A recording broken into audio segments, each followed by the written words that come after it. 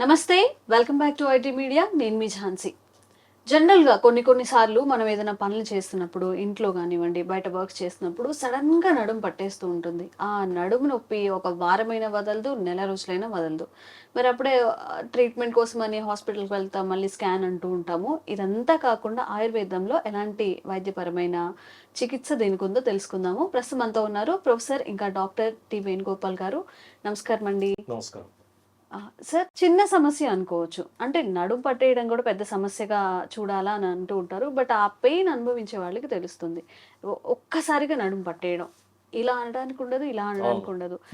Works చేసుకోవడానికి ఉండదు, సరిగ్గా పడుకోవడానికి ఉండదు. మరి ఇలాంటి దీనికోసం పెద్ద పెద్దగా ఖర్చు చేసి హాస్పిటల్‌కి వెళ్లి స్కాన్స్ ఇవంతా కాకుండా తక్కువ ఖర్చులో ఎలాంటి వైద్య చికిత్సను అందిస్తారు ఆయుర్వేదంలో? ధన్వంతరి నమః. మామూలుగా సడన్‌గా నడుము పట్టేసే వాళ్ళని, హ్మ్. లేదంటే ఈ పట్టేసింది కూడా ఒక 2, 3 రోజులకు తగ్గిపోతది. హ్మ్. మళ్ళీ ఒక వారం కాగానే మళ్ళీ పట్టేస్తుంది. అవును. అట్లా రిపీటెడ్‌గా జరుగుతుంటది హ్మ్. కొంతమందిలో. కొంతమందిలో పట్టేసింది కంటిన్యూస్‌గా ఒక నెల, 2 నెలల పాటు కూడా ఉంటది. హ్మ్. ఓకే. సో ఇలాంటి సమస్యతో బాధపడేవాళ్ళు. వీళ్ళని మనం ఎక్కువ ఎవరిలో చూస్తుంటామంటే ఇంట్లో ఎక్కువగా పనిచేసే పనిచేసే వాళ్ళలో. హౌస్ వైఫ్స్, అవును. గృహిణులు. హ్మ్. తర్వాత ఎక్కువ ట్రావెల్ చేసేవాళ్ళు, డ్రైవింగ్ చేసేవాళ్ళు. హ్మ్. ఎక్కువ కూర్చొని చేసే పనులు ఉన్నవాళ్ళు, ప్రొఫెషన్స్ అంటే హ్మ్. డెస్క్‌టాప్ జాబ్ చేసేవాళ్ళు, లాయర్స్ కానీ, హ్మ్. లేకపోతే చార్టెడ్ అకౌంటెంట్స్ ఎక్కువగా సాఫ్ట్‌వేర్స్ కూర్చొని కానివ్వండి. బాగా గంటలు కొరకు హ్మ్. కూర్చొని వర్క్ వర్క్ చేసుకునే చేసుకునేవాళ్ళు. వాళ్ళకు ఒకటే పొజిషన్ చూసుకోవడానికి మనకి ఇలాంటి సమస్య మనకు రావడం చూస్తుంటాం. హ్మ్. దీనికి సింపుల్ రెమెడీ, చాలా సింపుల్, చాలా తక్కువ ఖర్చు, వాడడం కూడా చాలా ఈజీ. ఓకే. మీరు ఇంతకుముందు అన్నారు కదా, చాలా స్కాన్లని అవని ఎంఆర్ఐలు, హ్మ్. ఎక్స్రేలు ఇవన్నీ ఖర్చు ఒక పెడుతుంటారు. 10 డేస్ కనుక అలానే ఉంటే చాలా ఖర్చు పెట్టాల్సొస్తుంది. చాలా ఖర్చు అసలేంటి పెడతారు సమస్య ఇంకా. ఏంటో అంతే తెలుసుకోవడానికి. అంతే ఇంకా ఇప్పుడు హాస్పిటల్‌కెళ్ళామంటే మనకి ఇక ఆ ఉన్న ఎపిసోడ్ సమస్య ఇంకా కోసం కంటిన్యూ అయితేనే ఉంటుంది. చుట్టూ ఇంకా అంతే. వేరే వేరేవి రాస్తూ ఆ. ఉంటారు. అయితే ఈ నడుము పట్టేసినప్పుడు దీన్ని ఆయుర్వేదంలో కటిగ్రహం అని అంటారు అన్నమాట. కటిగ్రహం. కటిగ్రహం, కటి అంటే నడుము, గ్రహము అంటే పట్టేయడం అన్నమాట. హ్మ్. సో దీనికి మనకు కావాల్సిన రెండు మూలికలు. చాలా సింపుల్. ఒకటి పల్లేరు. పల్లేరు. దీన్ని ఆయుర్వేదంలో గోక్షుర అంటారు. గోక్షుర. మళ్ళీ చెప్తాను, పల్లేరు కాయలు. దీనిలో పల్లేరు కాయలంటే గుచ్చుకుంటాయి అవే గుచ్చుకుంటాయి, సార్? ముళ్ళు ఉంటాయి కదా, ఇట్లా బాగానే నడుస్తున్నప్పుడు నడుస్తున్నప్పుడు గుచ్చుకుంటూ కాళ్ళకు ఉంటాయి. గుచ్చుకుంటాయి. అవును. పల్లేరు కాయలు అంటారు. హ్మ్. పల్లెటూరు వాళ్ళకి చాలా మందికి తెలుసు. తెలుసు. అవును. ఇట్లా పాకుతుంది అనమాట. అది మనకి దీని పల్లేరు కాయలు మార్కెట్లో దొరుకుతాయి. హ్మ్. ఆయుర్వేద మూలికలు అమ్మే షాప్లో దొరుకుతాయి. హ్మ్. దీని పొడి దొరుకుతుంది, పల్లేరు కాయలు దొరుకుతాయి. హ్మ్. ఓకే. రెండవది శొంఠి. హ్మ్. శొంఠి అంటే ఆబ్వియస్లీ అందరికీ మన తెలుసు. వంటలలో ఉండేది. విరివిగా దొరుకుతూ ఈ ఉంటుంది. రెండే దీనికి కావాల్సింది, ఇంకా ఏం అవసరం లేదు. హ్మ్. సింపుల్. ఓకే. సరే, ఈ రెండింటిని ఎట్లా వాడాలి అంటే, ఒక టీ స్పూన్ అనుకోండి, ఒక టీ స్పూన్ కానీ, ఒక అర టీ స్పూన్ కానీ శొంఠి పొడి, ఒక అర టీ స్పూన్ పల్లేరుకాయల పల్లేరుకాయల పొడి. పొడి. హ్మ్. దీన్ని ఏం చేయాలంటే, ఒక 2 కప్పుల నీళ్ళలో వేసి మరిగియాలన్నమాట. హ్మ్.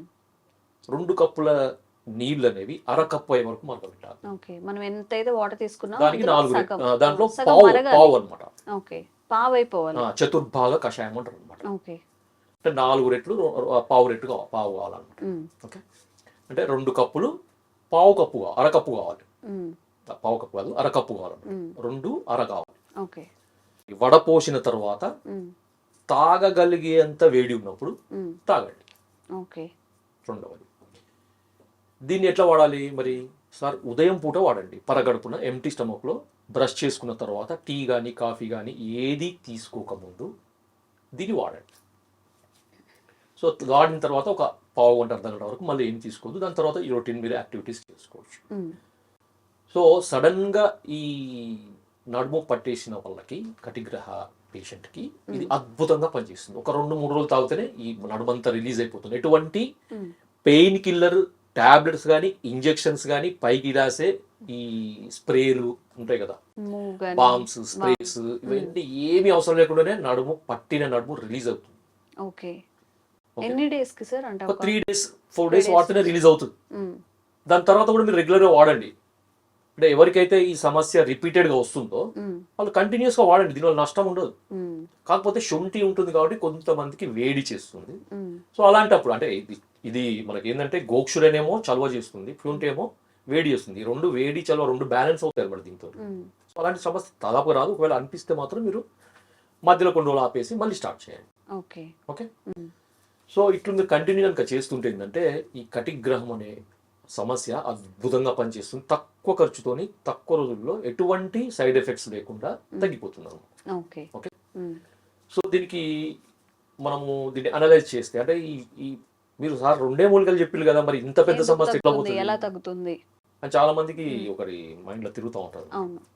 సో దీంట్లో 2 కారణాలు మనము దీంట్లో విశ్లేషించాలన్నమాట కటిగ్రహం రావడానికి. ఒకటేమే అత్యాసనాత్ రతక్షోభాత్ అని అన్నమాట. అత్యాసనం అంటే ఎక్కువసేపు కూర్చోవడం, నడుమికి స్ట్రెయిన్ కలిగే విధంగా ఒకే పొజిషన్ లో ఎక్కువసేపు కూర్చోవడం. రథక్షోభాత్ అంటే వెహికల్స్ మీద ఎక్కువగా ప్రయాణం చేయడం, లేకపోతే మనకి ఈ స్పీడ్ బ్రేకర్లు అవి ఇవన్నీ కొంచెం రోడ్ బాగాలేని దాంట్లో ఎక్కువ రెగ్యులర్ గా ప్రయాణాలు చేయడం వల్ల కూడా ఈ సమస్య రావచ్చు. ఓకే. తర్వాత ఇంకొకటి ముఖ్యంగా ఏంటంటే ఇది ఆహారానికి సంబంధించింది అనమాట. అంటే ఇండైజెషన్ సంబంధించింది ఆమదోషము అంటారు. ఆమదోషం ఇంతకుముందు నేను ఒక ఎపిసోడ్లో చెప్పాను, అది అజీర్ణ భోజనం అని. సో ఇండైజెషన్ ఉన్న వాళ్ళు కానీ, గ్యాస్ ప్రాబ్లం ఉన్న వాళ్ళు కానీ, ఇలాంటి వాళ్ళకి కటిగ్రహం వచ్చే అవకాశాలు ఎక్కువగా ఉంటాయి. సో ఈ శొంఠి ఉండడం వల్ల ఏమవుతుందంటే ఇండైజెషన్, గ్యాస్ ఈ రెండు తగ్గిపోతాయి. సో వాతానులోమనం జరగాలన్నమాట. వాతము అనులోమనం జరగాలి. సో అందుకని గోక్షుర పనిచేస్తుంది. సో ఈ రెండు కూడా ఆమదోషహారము, వాతాహారము, తర్వాత ఇది యాంటీ ఇన్ఫ్లమేటరీ, అనాల్జెసిక్, తర్వాత ఇవన్నీ చెప్పారనమాట. చాలా విశ్లేషణ చేస్తే చాలా ఉంటుంది దీనికి. మీకు అన్ని అవసరం లేవు, నేను చెప్పిన సింపుల్ రెమెడీ వాడండి, హ్యాపీగా మీరు ఈ సమస్య నుంచి బయటపడతారు. Okay.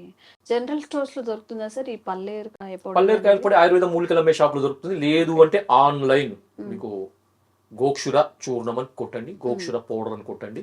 Gokshura GOKSHURA, okay, GOKSHURA, gokshura. So మీకు ఆన్లైన్ లో దొరుకుతుంది. పల్లేరుకాయల పొడి అంటే మూలికల షాప్ లో దొరుకుతుంది అన్నమాట. హ్యాపీగా తీసుకోవచ్చు. ఓకే.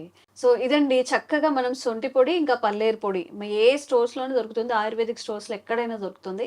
సివియర్ గా బ్యాక్ పెయిన్ ఉన్న వాళ్ళకి, ఇంకా పెద్దవాళ్ళలో అప్పటికే వాళ్ళు ఒక 10 టాబ్లెట్స్ 20 టాబ్లెట్స్ వేసుకుంటారు, షుగర్ అని, బీపీ అని. అలాంటి వాళ్ళకి ఇంకొక టాబ్లెట్ యాడ్ చేయకుండా, దానివల్ల ఇంకా సైడ్ ఎఫెక్ట్స్ రాకుండా, మన ఆయుర్వేద పరంగా ఎలాంటి సైడ్ ఎఫెక్ట్స్ రావు. కాబట్టి ఈ మందుని ఒకసారి ట్రై చేసి చూడండి.